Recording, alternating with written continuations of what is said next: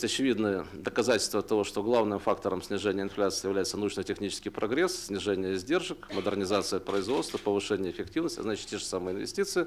Тем не менее, наши денежные власти руководствуются по-прежнему примитивными рецептами валютного фонда и пытаются обеспечить макроэкономическую стабильность путем повышения процентных ставок. Вполне прогнозируемым итогом этой политики стало падение экономического роста, которое привело в конечном счете к нынешнему кризису. При таких процентных ставках, как видите, у нас они запредельно высокие, в передовых странах они низкие, даже отрицательные в реальном выражении, если говорить о ставках рефинансирования. Говорить о конкурентоспособности нашей экономики не приходится. Наши конкуренты черпают необходимые кредитные ресурсы без всяких ограничений. И в ситуации, когда американские санкции привели к тому, что внешние источники кредита для нас закрыты, значит, закрыты дешевые источники кредита, наши денежные власти дешевых источников не создают, они не замещают внешние кредиты внутренними, следствием чего стало сжатие денежной базы. Мы потеряли 250 миллиардов долларов иностранных кредитов и утечки капитала за последние 2 года. Это повлекло за собой в отсутствие механизмов замещения внешних кредитов сжатие нашей денежной массы в реальном выражении. И как следствие этого ухудшение качества обращения денег, рост издержек в связи с высокими процентными ставками и со снижением производства. Как видите, переход в таргетированную инфляцию Центрального банка привел не к снижению, а к повышению инфляции. То есть этот график, который показывает нарастающий разрыв между целевыми показателями по инфляции и реальными показателями, говорит о том, что макроэкономика сегодня неуправляема. То есть денежные власти потеряли управляемость макроэкономической ситуации. Прогноз на ближайшие 3 года, он неутешительный. Денежные власти планируют сжатие денежной базы в реальном выражении практически на 30% с учетом прошлого года. И если зависимости, которые до сих пор у нас работали, между динамикой денежной массы и динамикой производства будут дальше сохраняться, они, очевидно, будут сохраняться, следует ожидать при такой денежной политике дальнейшего углубления кризиса.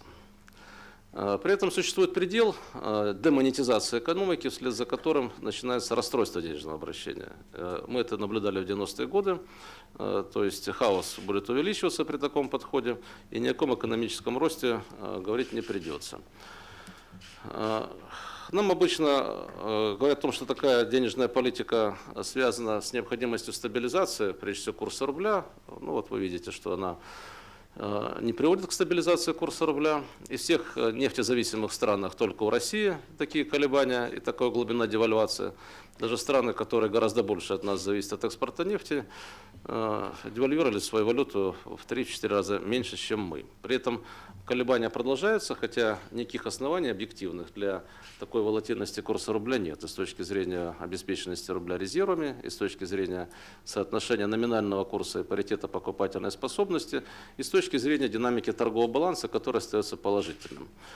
Вся эта политика сопровождается утечкой капитала по-прежнему. Большую роль играет офшоризация нашей экономики. Совокупный объем вывезенных денег сегодня, то, что можно посчитать, около триллиона, из них 500 миллиона является источником рефинансирования инвестиций, которые под видом иностранных возвращаются в страну.